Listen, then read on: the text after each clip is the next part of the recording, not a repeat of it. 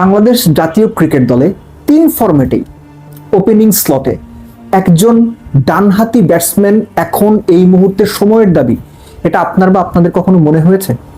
আমার বিভিন্ন সময় মনে হয়েছে এবং এটা নিয়ে আমি বিভিন্ন টিভি টক শোতে কথা বলেছি। আমার ফেসবুক পেজ এবং ইউটিউব চ্যানেল দেব চৌধুরীতে বিভিন্ন সময় আলোচনাটা আমি করেছি, বড় করে হয়তো করিনি কিন্তু আলোচনা করেছি। এই যে লিটন দাসকে বাদ দিলে একজন প্রপার পারফর্মার ডানহাতি ব্যাটসম্যান স্পেসিফিক্যালি ওপেনিং স্লটে বা নাম্বার 1, 2, 3 মধ্যে নেই, এটা বাংলাদেশ দলের জন্য ব্যাটিং এর কৌশলগত যে জায়গাটা, সেই জায়গাটাতে একটা বড় প্রভাব ফেলছে। অপোনেন্টের জন্য পরিকল্পনা করাটা তুলনামূলক সহজ করে দিচ্ছে। আপনি নামগুলো খেয়াল করেন। সাদমান, শুধুমাত্র অস্ট্রেলিয়া সিরিজে সাদমান খারাপ করেছে আমি বলছি না, এই কারণে সাদমান, তানজিদ তামিম, মুমিনুল, শান্ত, টপ অর্ডারে 4 জন যখন বাহাতি থাকবে, প্রথম 4 জন, অপোনেন্টের জন্য প্ল্যান বিকামস ভেরি ইজি। আপনি যদি সাদা বলের ফরম্যাটে হিসেব করেন, এর সঙ্গে আপনি দুটো নাম যোগ করে নিতে পারেন, সৌম্য, পারভেজ ইমন। পারভেজ ইমনকে রিসেন্ট টাইমে হয়তো মিডল অর্ডারে নাম্বার 4 এ খেলানো হয়েছে, কিন্তু ইন রিয়ালিটি যাদের কথা আমি বলছি যে 5-6 জন টপমোস্ট ওপেনার আছে 3 ফরম্যাটের জন্য, সবাই বাহাতি। পৃথিবীর আর কোনো টেস্ট প্লেয়িং দেশ, আর কোনো দেশে ইনফ্যাক্ট আমি এরকম এই মুহূর্তে মনে করতে পারছি না।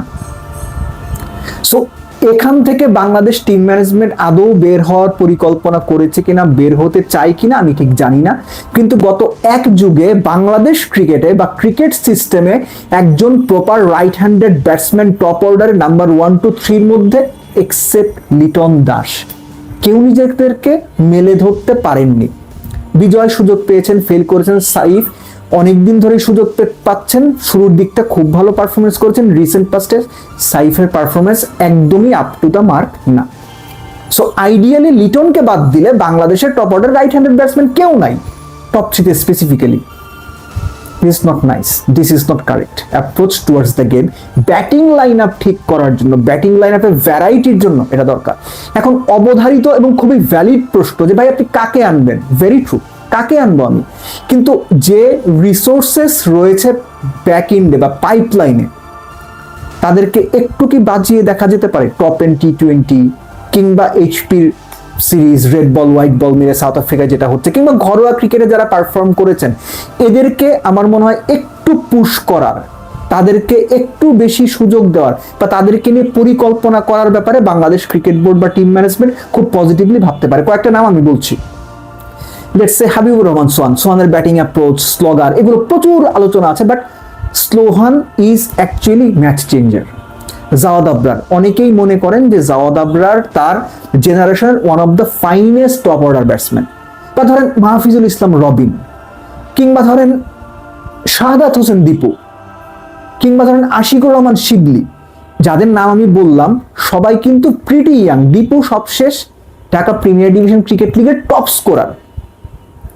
সো দীপু, শিবলি, জাওয়াদ বা এরকম যারা আছেন, হাবিবুর রহমান সোহান, মাহফিজুল ইসলাম রবিন, আমার মনে হয় বাংলাদেশ ক্রিকেট বোর্ডে ইয়াংস্টারদের নিয়ে একটু সিরিয়াস নোটে পজিটিভলি চিন্তা করতে পারে। সময়টা বোধ হয়ে এসে গেছে, কেননা লিটন দাসের সঙ্গে টপ অর্ডারে আরো একজনকে দরকার, সেটা 3 ফরম্যাটে। এমনও হইতে পারে 3 ফরম্যাট আপনারা 3 জনকে বিবেচনা করে, দ্যাট ইজ অ্যাবসলিউটলি কারেক্ট, কোনো অসুবিধা নাই, কিন্তু এই বিবেচনার সময়টা বোধ হয়ে এসেছে, দেরি হয়ে যাচ্ছে। কেননা এখনো যদি বিবেচনা করা হয়, এই প্লেয়ারদের সেটেল করতে হতে 1-2 বছর লেগে যাবে, প্রত্যেকটা ফরম্যাটে 10-15 ম্যাচ করে লেগে যাবে। সো সামনে বিশ্বকাপ, ভাই বিশ্বকাপের পরে ট্রাই করবো, ভাই প্রত্যেক বছরই এখন বিশ্বকাপ হয়, 2 বছর পর পরই বিশ্বকাপ হয়। সো আপনাদেরকে এর মধ্যেই ট্রাই করতে হবে, হোম সিরিজে বাচ্চাদের বা ইয়াং প্লেয়ারদের সুযোগ দিতে হবে এবং তাদের উপরেই ট্রাস্টটা রাখতে হবে। 3-4-5 ম্যাচ খেলেই বাদ দেওয়া যাবে না। সৌম্য কিংবা তার মতো অন্যান্যদের যেভাবে একটা বড় সময় সুযোগ দেওয়া হয়েছে, 10-15-20 ম্যাচ বা আরো বেশি, ওই ভরসাটা তাদের উপর রাখতে হবে, ছুঁড়ে ফেলা যাবে না। বাট বটম লাইন হচ্ছে বাংলাদেশ ক্রিকেটে ন্যাশনাল টিমে এই মুহূর্তে রাইট হ্যান্ডেড ব্যাটসম্যান টপ অর্ডারে স্পেসিফিক্যালি নাম্বার 1, 2, 3 তে লিটন দাসের পাশাপাশি খুব দরকার, খুবই দরকার। লিটনকে বাদ দিলে বাংলাদেশের টপ অর্ডার নাম্বার 2 তে কোনো ডানহাতি ব্যাটসম্যান নাই। এটা খুবই বাজে স্ট্র্যাটেজি হচ্ছে, অন্তত আমার বিবেচনায়। আমি জানি না বাংলাদেশ ক্রিকেট থিঙ্কার যারা আছেন তারা ডেফিনেটলি আমাদের চাইতে ক্রিকেটটা অনেক ভালো বোঝেন, বাট তাদের কাছে অনুরোধ থাকবে আপনারা একটু চিন্তা করে দেখেন যে ইয়াংস্টারদের মধ্যে থেকে এক বা একাধিক যারা আছে তাদেরকে একটু একটু ঠান্ডা মাথায় অ্যাটলিস্ট হোম সিরিজগুলোকে টপ অর্ডারে বাজিয়ে দেখার সুযোগটা নেওয়া যায় কিনা, এই সুযোগটা তো কখনো না কখনো নিতেই হবে। 3 বছর পরে নেওয়ার চাইতে একটু আগে থেকেই শুরু করাটা কি বেটার না? আমার কাছে বেটার মনে হয়। But team management nose better, BCB nose better, cricket operation nose better. যদি সুযোগ থাকে খুব পজিটিভ নোটে চিন্তা করেন আপনারা, রিকোয়েস্ট থাকবে টপ অর্ডার, আবারও বলছি নাম্বার 3, নাম্বার 2, নাম্বার 1, এই 3 জায়গার মধ্যে একজন ডানহাতি ব্যাটসম্যান 3 ফরম্যাটেই এই মুহূর্তে বাংলাদেশ ক্রিকেটের জন্য ব্যাটিং অর্ডারের জন্য ব্যাডলি নিডেড।